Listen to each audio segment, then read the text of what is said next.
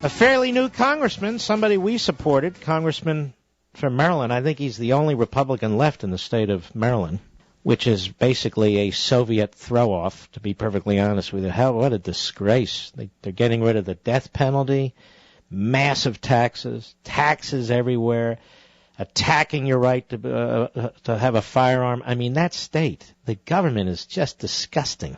Beautiful state. Anyway, Congressman Andy Harris, this guy's good. Republican from Maryland. Very good.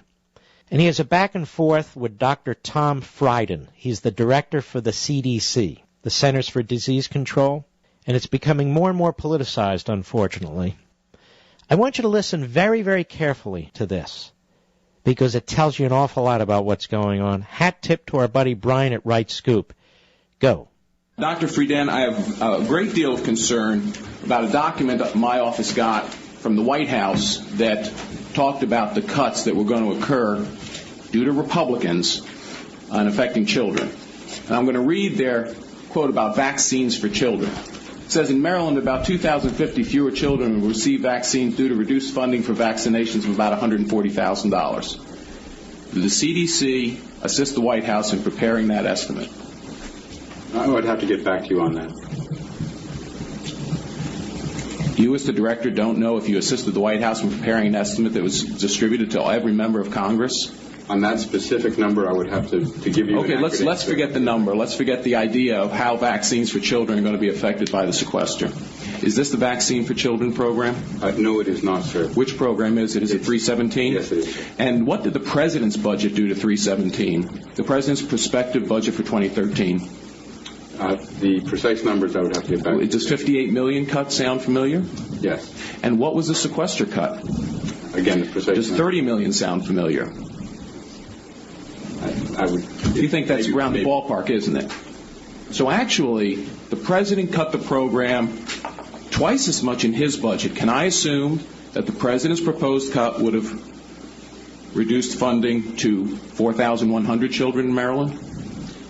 As per the justification that was published with that, we've looked at ways that we can run the program more efficiently by helping state and local health departments recoup dollars, for example, for insured patients. And you can't do that under a sequester, but you can do it under the President's budget? Is that my understanding of your testimony today?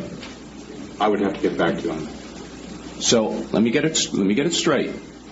Under the President's cut of $58 million to the 317 program, you think you could get around that to avoid cutting vaccines to children.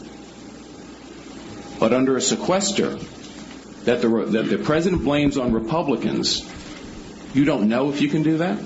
We're going to do everything we can to limit any damage that occurs. All right, that's enough. This Andy Harris, superb, and he's a doctor. And you heard it. He basically said, wait a minute, under the sequester, we're cutting $30 million from this vaccination program, which you put out these talking points that tells us how many vaccinations will not occur in each of these states. And in Maryland, you said 2,050. Meanwhile, without the sequester, the President's proposed spending levels would have cut from this program $58 million, or twice as much as the sequester, which presumably would mean 4,100 less vaccinations in the state of Maryland. And the guy's mealy-mouthing it. But it is interesting, isn't it? So a $30 million reduction is something they can't manage around and will result in 2,050 less vaccinations in Maryland. But a $58 million cut proposed by Obama, they can manage around and won't reduce a single vaccination in Maryland. This is a country that's being run like a banana republic. It absolutely is. You know, you saw some of that file video the other day when Hugo Chavez croaked, and he was walking down the streets pointing to buildings. He was pointing at those buildings because he was nationalizing them as he was pointing. He was stealing them.